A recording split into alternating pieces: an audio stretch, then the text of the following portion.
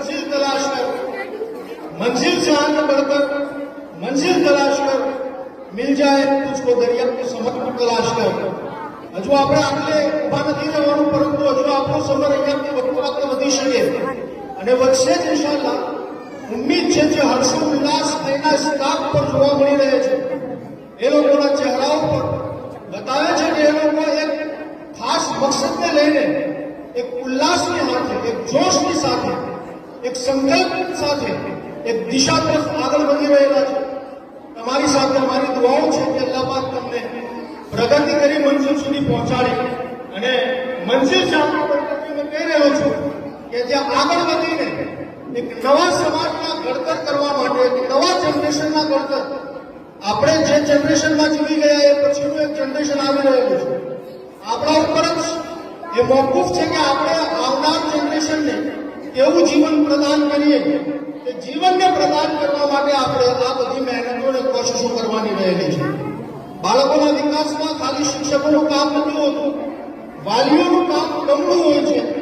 વાલી જ્યાં સુધી પોતાના બાળકના વિકાસ અંગે, જ્યાં સુધી એ પોતે ફિકરમંદીમાં નથી આવતો, ત્યાં સુધી એના બાળકમાં કોઈ ખાસ પરિવર્તન જોવા નથી મળતું। એટલે આજે ઘણા બધા વાલીઓ અહીંયા ઉપસ્થિત છે, મેં એમને કહીશ કે પોતાના બાળકના વિકાસ માટે, પોતાના બાળકના શૈક્ષણિક પ્રગતિ માટે તમે પોતે પણ ફિકરમંદ થઈ જાઓ, કારણ કે શિક્ષણ જે છે ને એ દુનિયામાં સૌથી પહેલા, આજે હું ગર્વથી કહી શકું છું કે આખી પૃથ્વી ઉપર સૌથી પહેલા શૈક્ષણિક સંસ્થાનું સ્થાપના એ મુસ્લિમો દ્વારા કરવામાં આવેલું છે। આપણને ખબર છે કે હુઝુર પાક અલૈહિસ્સલામના આવ્યા પછી શિક્ષણની શરૂઆત થયેલી છે। પછી મને કોઈ પણ હિસ્ટ્રીની કોઈ કિતાબમાં તમે બતાવી શકો કે દુનિયાના કોઈ પણ સમાજ પાસે સ્કૂલ હોય, બતાવો। અહીંયા મદ્રસાઓને સ્કૂલ જે જુદા કરવામાં આવેલા છે, તેઓ જે જુદા કરેલા છે અંગ્રેજોએ અંગ્રેજ નીતિ દ્વારા અલગ કરવામાં આવેલું છે।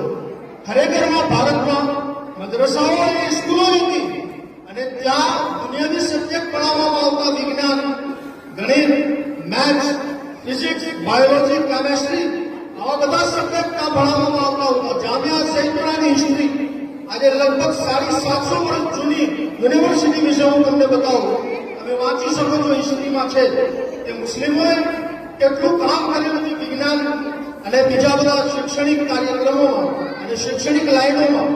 આજે આપણે આગળ વધવાની જરૂર છે। આપણે લઘુતા ગ્રંથિમાં સંકળાયા વગર આપણે કોન્ફિડન્ટલી આ શૈક્ષણિક સ્તર પર આપણા સ્તરને, સામાજિક સ્તરને આગળ વધારીએ તો આપ સૌ વાલીગણોને પણ હું નમ્ર વિનંતી કરીશ કે પોતાના બાળકોના વિકાસ માટે વધુમાં વધુ